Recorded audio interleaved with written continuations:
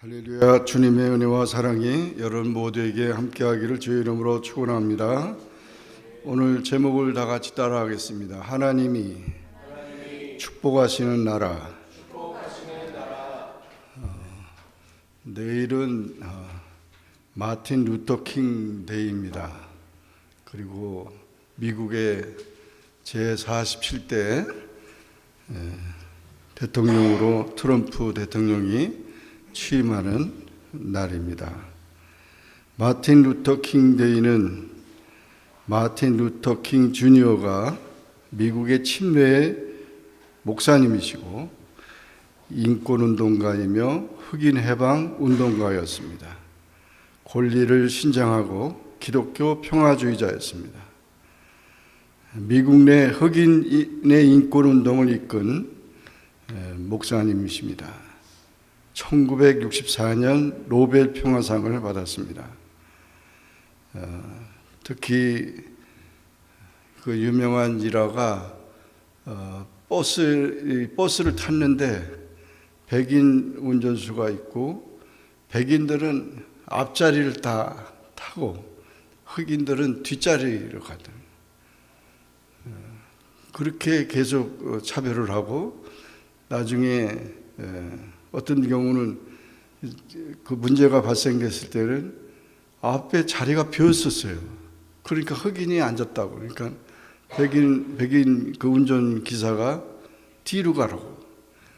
앞에 앉는다고. 자꾸 그러다가 끌어가지고 내리는 바람에 이 여자가 얘기를 이제 호소한 겁니다.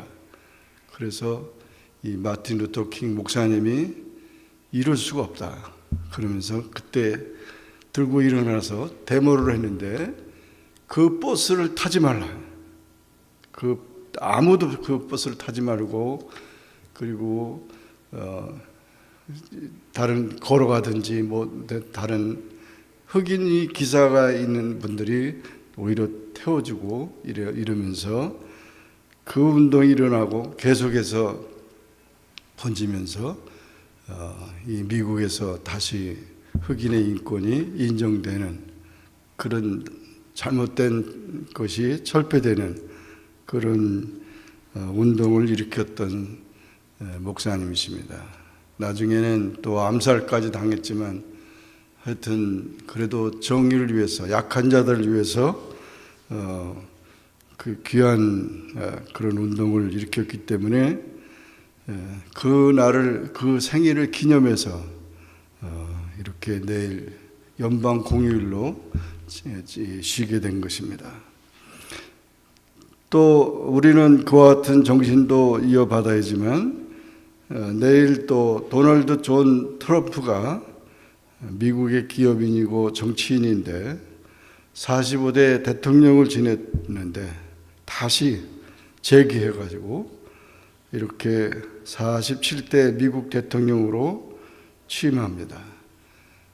워낙 그는 아버지가 부자였기 때문에 자기도 많은 그런 재산도 있고 부족한 것이 없지만 미국을 새롭게 하기 위해서 그렇게 이제 다시금 나왔는데 지난번 우리가 알듯이 펜실베니아 쪽에서 유세하다가 그 초가 그 저격범이 쐈던 총이 귀를 스치고 지나가지고 귀가 피가 터지면서 정말 조금 저겼으면 큰일 날 뻔했던 것 같아요.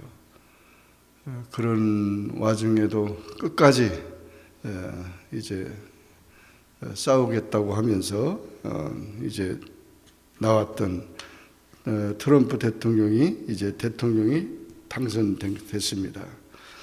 7가지 공약이 있습니다. 첫째는 불법 이민자를 추방하겠다. 특히 멕시코 그 국경이 지금 뭐 그냥 드나들면서 마약 거래를 하고 완전히 우범지대가 됐어요.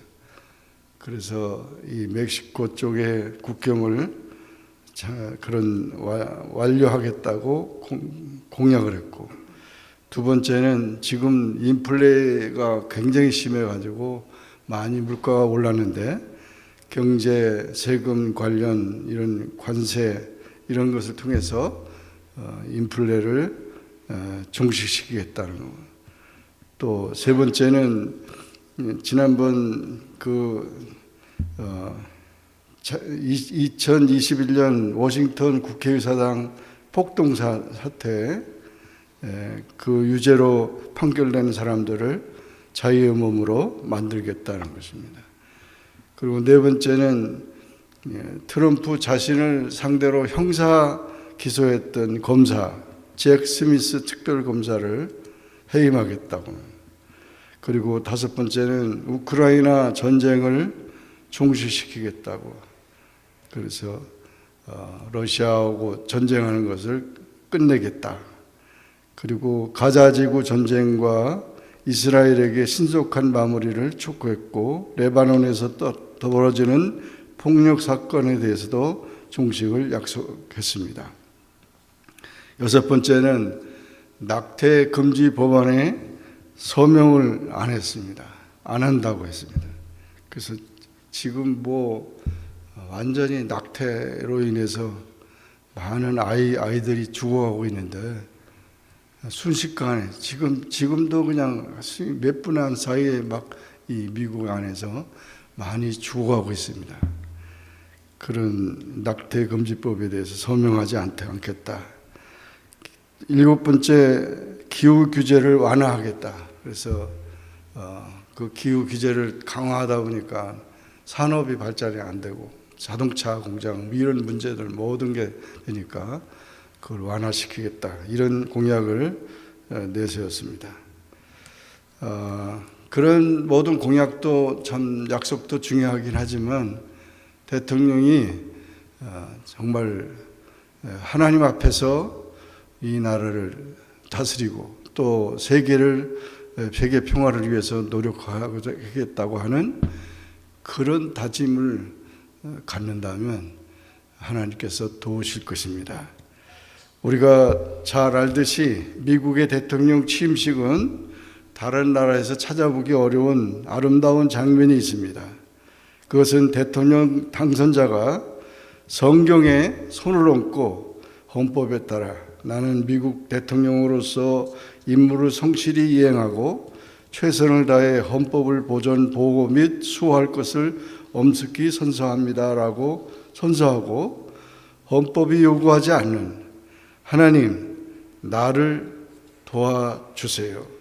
이렇게 짤막한 기도를 한 뒤에 선서 순서를 마치는 장면입니다.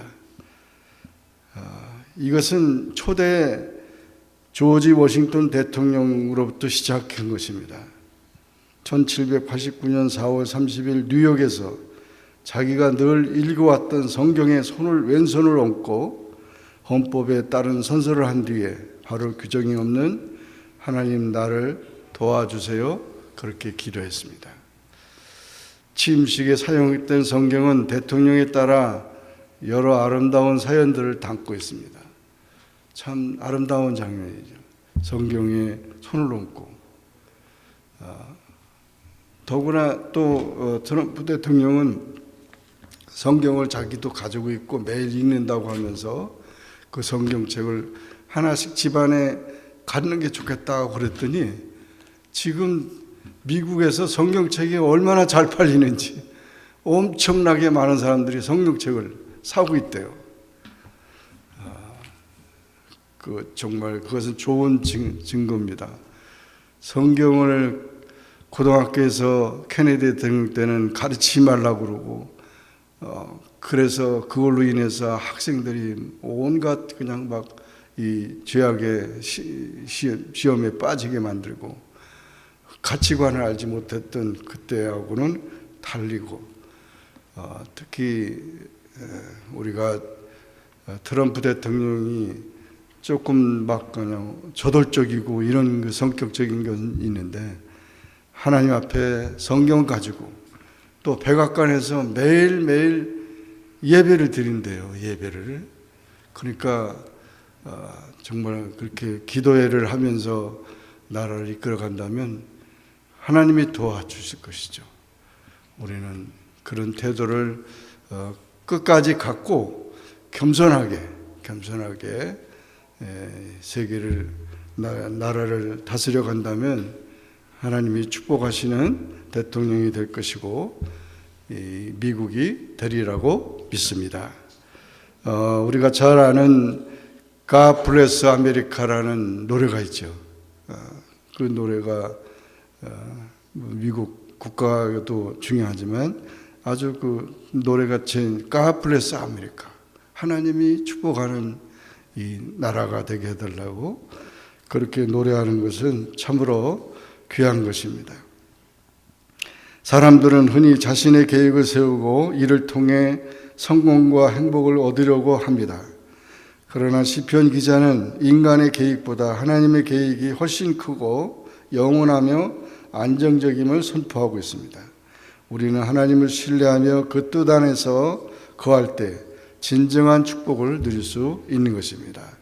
오늘 본문 말씀은 짧은 기전이지만 하나님의 계획의 우월성과 인간의 계획의 한계를 강조하고 하나님의 주권을 신뢰하고 그의 뜻 안에서 거할 때 진정한 복이 있다는 사실을 우리에게 선포해 주고 있습니다. 10절의 말씀을 보면 여호와께서 나라들의 계획을 폐하시며 민족들의 사상을 무효하게 하시도다. 이 말은 하나님께서 이 나라들이나 민족들의 사상을 품지 못하게 하는 것이 아니라 그들의 악한 행사들에 대해서 하나님이 심판하신다는 것입니다. 우리 인간은 죄 아래에 있는 존재입니다. 시편 14편 1절부터 3절 보면 어리석은 자는 그 마음에 이르기를 하나님이 없다 하는도다. 저희는 부패하고 소행이 가증하며 선을 행하는 자가 없도다. 여호와께서 하늘에서 인생을 굽어 살피사 지각이 있어 하나님을 찾는 자가 있는가 보려 하신즉 다 치우쳤으며 함께 더러운 자가 되고 선을 행하는 자가 하나도 없도다. 우리가 참 경계해야 할 사람은 하나님이 없다고 하고 하나님을 믿지 않는 자를 조심해야 돼요. 이런 자들이 다 악한 자들이고 결국 나라들을 사상을 완전히 복잡하게 만드는 자들입니다. 로마서 3장 10절에 보면 기록한 바 의인은 없나니 하나도 없다고 그랬습니다. 그래서 우리가 하나님과 예수 그리스도 안에서 그렇게 살아가는 않는 자는 결국 타락한 인간의 본성을 가지고 그가 하는 모든 일들이 다 잘못된 그런 파괴적인 그런 모습을 갖고 있다는 것입니다. 창세기 6장 5절 여호와께서 사람의 죄악이 세상의 관영함과 그 마음의 생각의 모든 계획이 항상 악할 뿐임을 보시고 창세기 8장 21절 여호와께서 그 향기를 흠양하시고 그 중심에 이르시되 내가 다시는 사람으로 인하여 땅을 저주하지 않으리 이는 사람의 마음에 계획하는 바가 어려서부터 악함이라 내가 전에 행한 것 같이 모든 생물을 멸하지 아니하리니. 사람들은 우리가 다 겉만 봐서 감옥에 가 있는 죄수들이 완전히 그냥 고릴라 같이 생기고 아주 그냥 흉악하게 생긴 것처럼 여러분 착각하기 쉬운데 가보면 아주 멀쩡해요. 어떤 연예인 같이 아주 멋있는 아주 그런데 마음이 악하니까 그렇게 사람을 죽이고 그렇게 큰 죄를 범하는 것입니다. 그러므로 인간은 물론 아이 때는 아주 귀엽고 예쁘죠. 그런데 자라면 자랄수록 우리는 좋지 못한 세상에 그런 타락된 것이 우리를 지배할 수 있습니다. 그러므로 그것을 우리가 이제 완전히 그것을 물리치고 그 시험들을 이겨야 합니다. 그래서 예수님께서 니고데모 보고도 다시 낳아야 된다고 그러잖아요. 그죠? 니고데모는 아주 훌륭하게 컸어요. 그 이스라엘의 국회의원까지 됐는데 아주 말씀도 순종하고 하나님을 잘 공경하는 사람이지만 그것 가지고 안 된다고. 다시 낳아야 된다고. 다시 태어나야 된다고. 그러니까 우리가 정말 이 죄악된 우리 그 모든 것들을 예수 그리스도 안에서 완전히 새롭게 변화되어야 된다는 것입니다. 에레미야 17장 9절에 보면 만물보다 거짓되고 심히 부패한 것은 마음이라 누가 능히 이를 알리오. 그래서 우리가 만물보다 거짓되고 심히 부패한 것은 마음이다. 여러분, 그 짐승들이 있는데 짐승이 악하고 짐승이 선하고 그런 것이 있어요? 악한 짐승이라고 말하는데 그 짐승들은 악하고 선한 게 없어요. 뭐가 악하고 뭐가 선합니까? 그들은 그냥 이 생육, 자연의 섭리대로 순종하고 있는 건데, 우리 인간이 그래. 인간이 악하고 선한 것이 있다는 거예요. 마가복음 3장 6절에 보면 바리새인들이 나가서 곧 헤롯 당과 함께 어떻게 하여 예수를 죽일고 의논하니라. 예수님은 인류를 구원하기 오셨는데 이 바리새인들, 성경을 알고 하나님을 공경한다는 사람들, 헤롯 땅들, 이런 자들은 예수님을 죽이려고 하잖아요. 자기들의 말을 안 듣는다 그러면서 죽이려고. 그러니까 나쁜 짓을 하는 거죠. 그렇게 인류를 구원하고 정말 많은 불쌍한 자들을 불쌍히 여기며 그렇게 생명을 살리는 예수님을 죽이려고 했다는 거죠. 인간이 국가나 개인 차원에서 야심찬 계획을 세우고 이를 실행에 옮기지만 하나님 뜻이 아니라면 아무리 정교한 계획도 무너질 수밖에 없습니다. 바벨탑 사건은 인간의 교만이 얼마나 쉽게 무너지는지를 보여주는 좋은 예입니다. 우리의 삶에서 우리의 욕심과 교만이 포함된 계획이 결코 열매 맺을 수가 없습니다.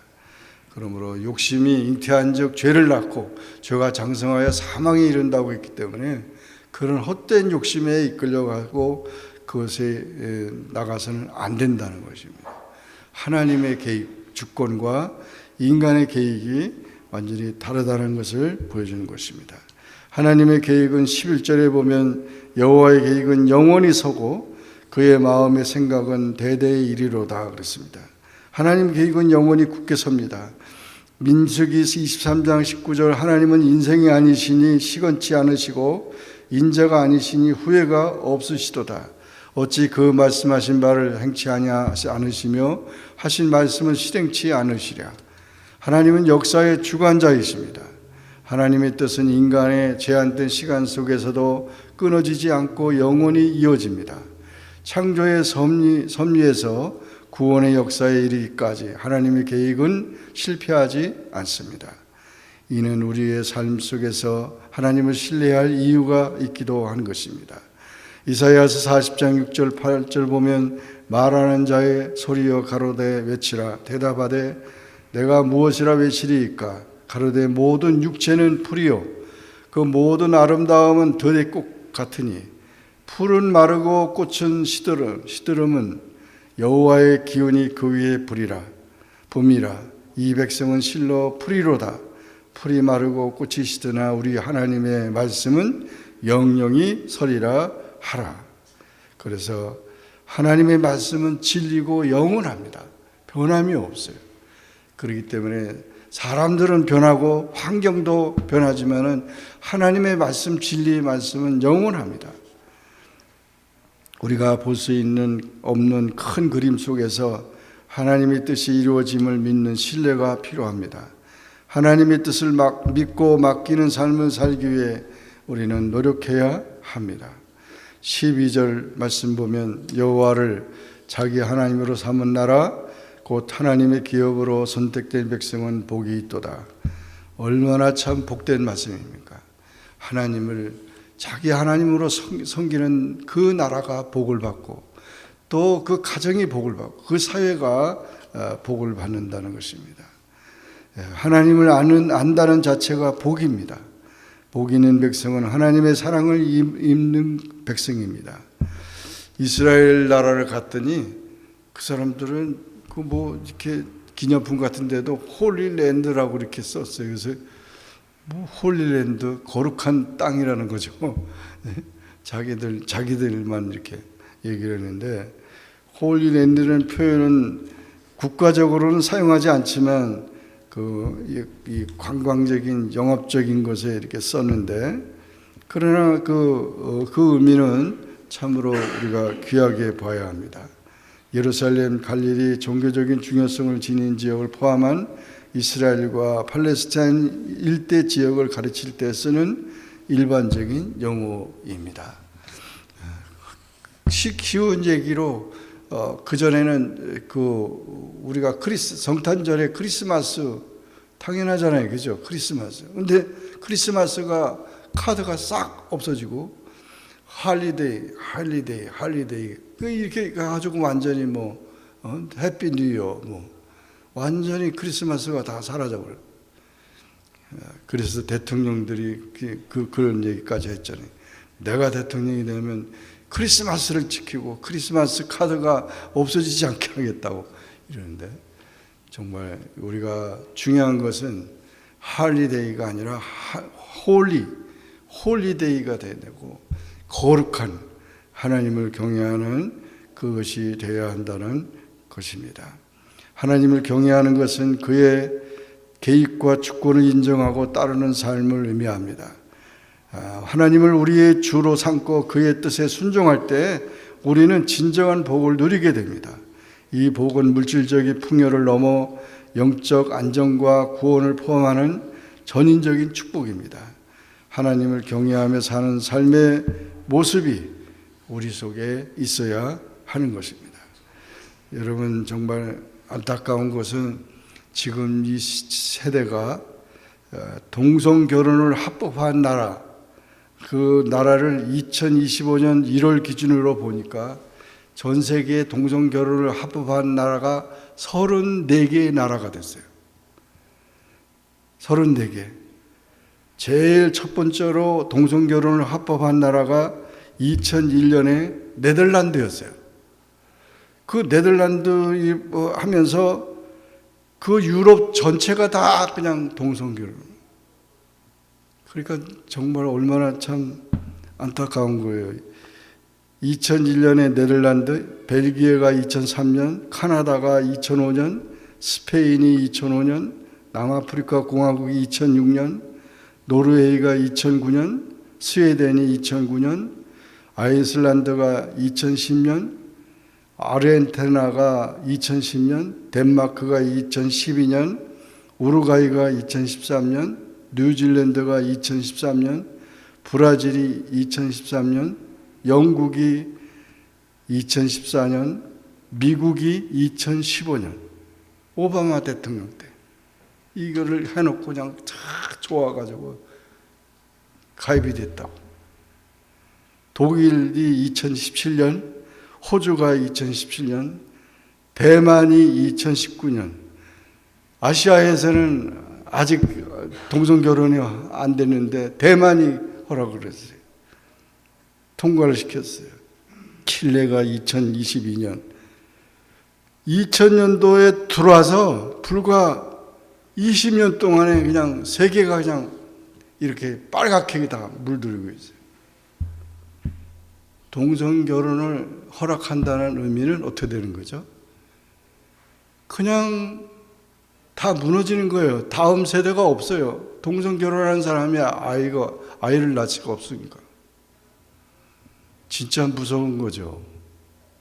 하나님의 말씀을 떠나고. 또 그리고 이제 그걸 허락해 놓으면, 지금 미국도 그것을 허락해 놓으니까 그런 것에 대해서 만약 설교하는데 법적으로 그게 문제가 된다는, 목사도 가서 재판을 받아야 되고 이러는, 법이 그러니까 법을 갖다가 그렇게 쉽게 만들어 놓는 게 얼마나 문제가.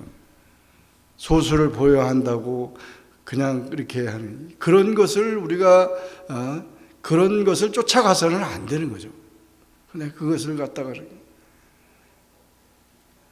그러므로 세상에 우리가 살아가면서 우리의 삶의 중심에 하나님을 모시고 그의 말씀을 따르며 여호와를 경외하는 나라, 백성으로 우리가 살아가야 하나님이 축복하시는 나라가 되고 가정이 되고 또 개인이 될 것입니다.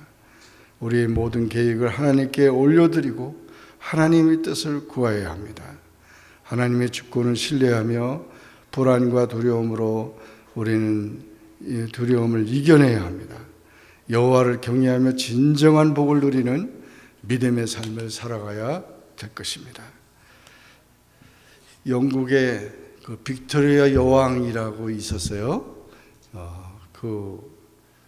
원래 처녀 때 왕이 됐는데 그 집안에 왕족이 다 죽은 다음에 유일하게 남아가지고 처녀 때 왕이 되고 그리고 결혼을 하고 이제 나라를 다스리는데 63년 동안을 영국을 다스렸어요. 그때 영국은 전성기였습니다. 근데 이 전성기였지만 강대국이 되고 전성기였는데 그 이유가 해가 지지 않은 나라 이렇게 표현할 정도로 아주 그 초강대국이 됐는데 그것은 빅토리아 여왕이 아주 하나님을 경외하고 신실한 믿음이 있었기 때문입니다. 그래서 빅토리아 여왕은 믿음으로 나라를 사랑하고 국민들을 사랑하고 나아가서는 하나님을 사랑하는 자였습니다. 어려운 백성들도 돌볼 줄 아는 그런 여왕이었습니다. 그 빅토리아 여왕의 일화 중에 한 일화가 있는데 어느 날 여왕이 한 불쌍한 과부의 집을 1호차 방문을 합니다. 과부는 빅토리아 여왕의 방문에 놀라하면서 몸둘 바를 몰라 했습니다. 그래서 감격하고 감사하고 있는데 과부에게 빅토리아 여왕이 질문을 합니다. 이 가정에 지금까지 오신 손님들 중에 가장 존귀한 손님이 누구였습니까? 그렇게 물으니까 과부가 대답했습니다. 예, 물론 여왕 폐하십니다. 빅토리아 왕은 조금 실망스럽다는 표정과 함께 한 수 가르쳐 준다는 식으로 이렇게 말했습니다. 아니지요, 아니지요. 이 가정의 가장 존귀한 손님은 예수 그리스도시죠. 그 말에 과부가 다시 대답을 했습니다. 예, 여왕 폐하, 예수님은 우리 가정의 손님이 아니고 주인이십니다. 그렇게 말했다.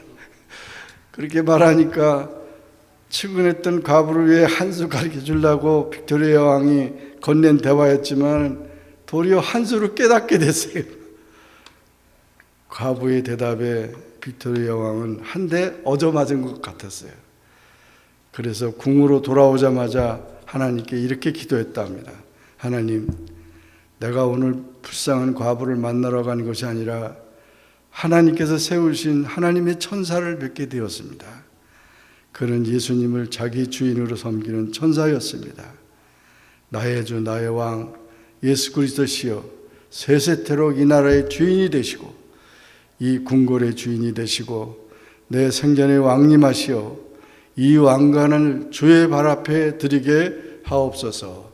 아멘. 얼마나 정말 아름다운 신앙이에요. 여러분, 이 신앙을 가진 자가 나라의 대통령이 되고 가정이 되고 또 사회의 지도자가 된다면 정말 그 나라는 하나님이 축복하는 나라가 될 것입니다. 우리는 그런 마음으로 기도하는 우리 모두가 되기를 주의 이름으로 축원합니다. 기도하겠습니다. 사랑의 주님, 감사합니다. 오늘 주님 앞에 나와 또 말씀 듣고 기도하게 하시니 감사합니다. 하나님이 축복하시는 나라가 이 미국이 되게 하시고, 그래서 내일 있을 트럼프 대통령이 성경에 손을 얹고 선서할 때 정말 하나님께서 새로운 마음을 주시고 이 미국을 세계적인 나라로 이끌어갈 뿐 아니라 세계에 산재된 모든 문제들을 잘 해결하는 지혜로운 대통령이 되게 도와주옵소서. 하나님, 지도자들이 미국에만 있는 것도 아니고 또 우리 한국의 대통령은 또 감옥에 이렇게 가 있어서 얼마나 안타까운지 모릅니다. 하나님, 우리나라를 불쌍히 여겨주시고 또 모든 것들을 다시금 깨닫게 하시고 정말 하나님 앞에 하나님의 뜻이 무엇인지 그것을 분별하고 교만하지 않고 겸손한 그런 백성들이 되게 하여 주옵소서. 또 많은 어려운 문제들을 갖고 있는 지도자들이 있는데 다 겸손해서 정말 생명을 구하고 또 어려운 자들을 돕고 하나님이 기뻐하시는 축복의 나라가 되게 하여 주옵소서. 예수님의 이름으로 간절히 기도하옵나이다. 아멘.